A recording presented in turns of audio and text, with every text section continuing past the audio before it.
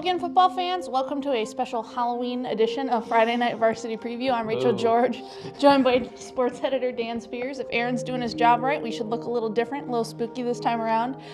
Certainly nothing spooky about the games. We've got some great ones on tap for this week, second to last week of the regular season. Your game of the week, Dan. Game of the week is Ashley and Hoggard this week. Hoggard pulled one out on the road up at Rose last week, scored the last 16 points of the game in the fourth quarter. Ashley picked up its first conference win of the year. And Dylan Dimmick is involved again. He's back. Hoggard assistant coach, former Ashley coach, the only coach at Ashley there until this season. He faces his former team. I'm sure that there are a lot of emotions and familiarity involved. I think it'll make for a very good game. Ashley's played a lot better this year. Now can they show their old coach what they've learned under the new coach?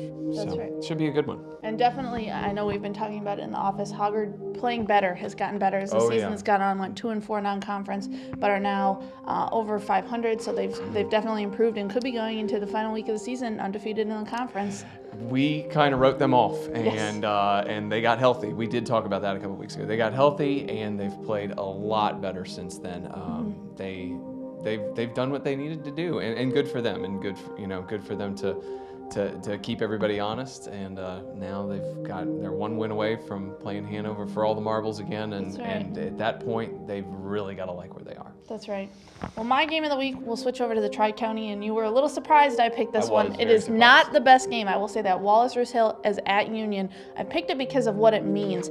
The Bulldogs go into this game 7-2 overall, 5-0 in the Tri-County Conference. They just got into the top 10 poll. They're ranked 9th in the state. About time, people. Thank you for listening to my frustration on that. They've come a long, long way. Last year they went 2-10, started the season with 2 wins, one of them a little fluky over Clinton in a rainout game, lost the final 10. So they were really, kind of in disarray after last season. They hired Joey Price, bring him in, and they've immediately turned this program back around to what they're used to. Won their last 5 games. They're winning by an average of 3 touchdowns in their games. Last week I was at their game at Trask. Over 500 yards of offense. They've got, I counted, they used 14 running backs in that game. So they've got running backs more than they can use, and that is a good team.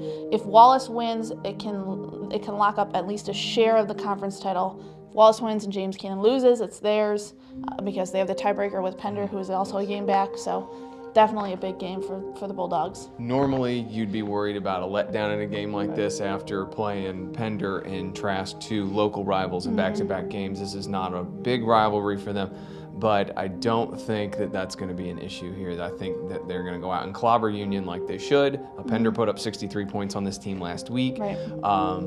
I think they'll take care of this pretty easily and go on to play James Keenan in the rivalry game that will mean something again. And I think everybody in Duplin County likes that. Yeah, and talking to Joey Price after last week's game, Union is 2-7 overall, 1-4 in the conference. Did forfeit 2 wins early in the season because of eligibility, and he says, we're not overlooking them. They have athletes. This is going to be a tough game. We know we need to work to get that 8th win, which is what they're shooting for. So I guess we'll see how well they do this week.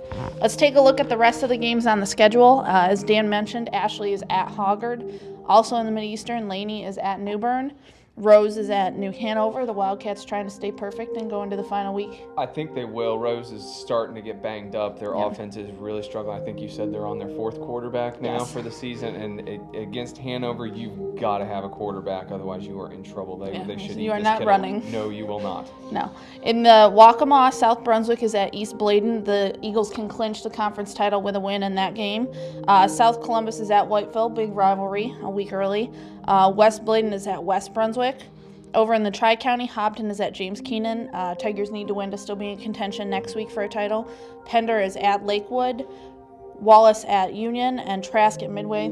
Trask, they can right the ship with this game. They lost a tough one to Wallace, a bad one to Wallace, and then they lost the week before to Lakewood, I believe, in a 9-6 game. They need this one bad to get their confidence back and have a shot at the playoffs, which would be a good thing for Glenn Sellers in that program. Absolutely.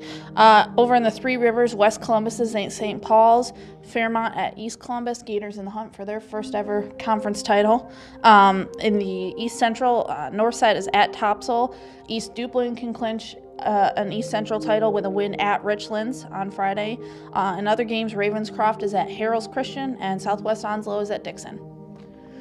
Well, that's it for us this week. Be sure to check back on Saturday as we recap all of Friday night's games. But this week, for Dan Spears and myself, Rachel George, this has been Friday Night Varsity Preview on StarNewsOnline.com.